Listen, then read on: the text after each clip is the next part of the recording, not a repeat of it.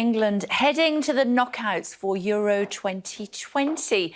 We want to know, I know you're asking at home this morning, what does the former England player John Barnes think about it? Well, luckily enough, we've got him with us now. Hello to you, John. Morning, Kate. How are you? I am great, thank you. I love that painting behind you. Talk to me about the football. How do you think England is doing so far? We are through, but it's not been scintillating, has it?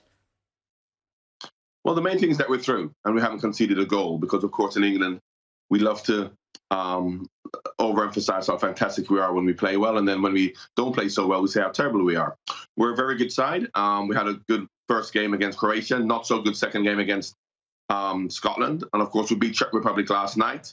Good first half, average second half. But the thing is, we're through. We haven't conceded a goal. We're not scoring many goals, but let's see what happens in the knockout phases as to who we get. Yeah, both goals scored by Sterling, of course. Is he your player so far of the tournament, as far as England's concerned? He's not my player of the tournament. He's my player of England because England have only scored 2 goals. I mean, there are other teams.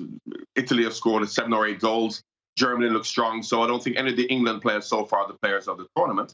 But he's been obviously our shining light. But we're waiting for Harry Kane to catch fire because we're going to need him the further we go in the competition. Yeah, because look who we might be facing next. Talk to us about that. Well, that's the thing with the new format of 3 teams going through. It could be anyone of Germany, France, or Portugal, which would be any one of them would be difficult. But we're hoping for Hungary to spring a surprise, and if they can beat Germany, it could be Hungary, and that's what we want. So we've got a difficult one if it's one of those 3. But as Gareth Southgate says, if you want to win the tournament, you have to play everyone. And of course, while it would be better to play them in the final or later on, you know, we have to play whoever is put in front of us. Who do we not want in the next game out of those 3?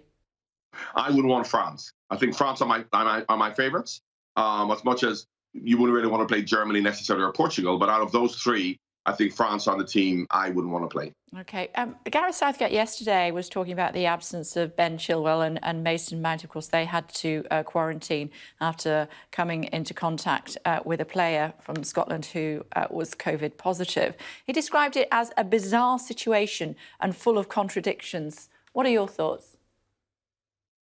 Well, it was strange. Not so much, OK, them isolating because before the game they shook his hand and gave him a bit of a hug, a little bit of a hug.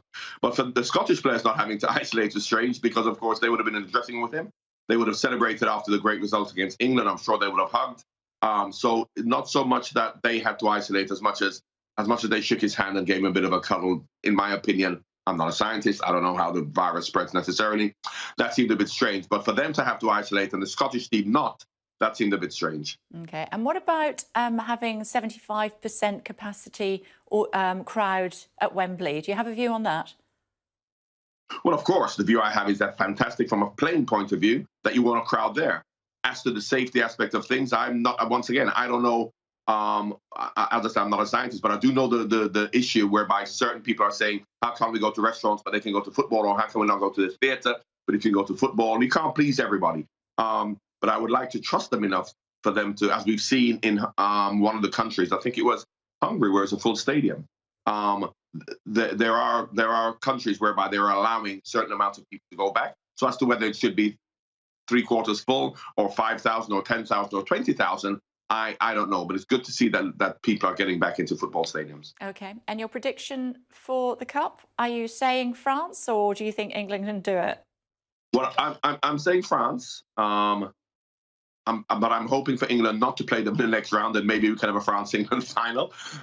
Let's see who England are playing. Then if I come back on and it's France, then you can ask me then. I will. That's exactly what I'll do. That's somebody else we've booked for Wednesday. We're sorting out our guests already for next week. Thanks very much indeed. Thanks a lot.